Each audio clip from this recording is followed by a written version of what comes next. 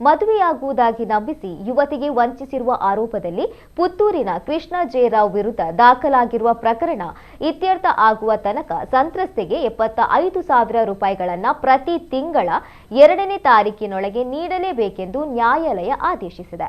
ಪ್ರಕರಣ ರಾಜಿ ಸಂಧಾನದ ಮೂಲಕ ಇತ್ಯರ್ಥಪಡಿಸುವ ಕುರಿತು ಆರೋಪಿ ಸಲ್ಲಿಸಿದ್ದ ಅರ್ಜಿ ಪುರಸ್ಕರಿಸಿದ್ದ ಹೈಕೋರ್ಟ್ ಸೂಚನೆಯಂತೆ ಎರಡೂ ಕಡೆಯವರು ಈಗಾಗಲೇ ಮಧ್ಯಸ್ಥಿಕೆ ಕೇಂದ್ರಕ್ಕೆ ಹಾಜರಾಗಿ ಹೇಳಿಕೆಯನ್ನು ನೀಡಿದ್ದಾರೆ. ಸಂತ್ರಸ್ತೆ ಮತ್ತು ಸಂತ್ರಸ್ತೆಯ ತಾಯಿ ಹಾಗೂ ಆರೋಪಿಯ ತಂದೆ ಮತ್ತು ಸಂಬಂಧಿಕರೊಬ್ಬರು ಮಧ್ಯಸ್ಥಿಕೆ ಕೇಂದ್ರಕ್ಕೆ ಹಾಜರಾಗಿದ್ದರು. ಕೃಷ್ಣ ಜೆ ರಾವ್ ನೇರವಾಗಿ ಹಾಜರಾಗದೆ ವಿಡಿಯೋ ಕಾನ್ಫರೆನ್ಸ್ ಮೂಲಕ ಹಾಜರಾಗಿ ಹೇಳಿಕೆಯನ್ನು ದಾಖಲಿಸಿದ್ದಾರೆ. ರಾಜಿ ಸಂಧಾನದ ಮಧ್ಯಸ್ಥಿಕೆದಾರರಾಗಿ ಹೈಕೋರ್ಟ್ನಿಂದ ನೇಮಕಗೊಂಡಿದ್ದ ವಕೀಲೆ ಸುಶೀಲಾ ಅವರು ಎಲ್ಲರ ಹೇಳಿಕೆ ಪಡೆದುಕೊಂಡರು. ಜುಲೈ 1ರಂದು ಹೈಕೋರ್ಟ್ನಲ್ಲಿ ಪ್ರಕರಣದ ವಿಚಾರಣೆ ನಡೆದಿದೆ. ಸಂತ್ರಸ್ತೆ ಮತ್ತು ಮಗುವಿನ ಪಾಲನೆಗಾಗಿ ಆರೋಪಿ ವೈಯಕ್ತಿಕವಾಗಿ ಇಲ್ಲವೇ ಪೋಷಕರ ಮೂಲಕ ತಿಂಗಳಿಗೆ 75,000 ರೂಪಾಯಿ ನೀಡುವಲ್ಲಿ ಯಾವುದೇ ವಿಳಂಬ ಮಾಡಬಾರದು.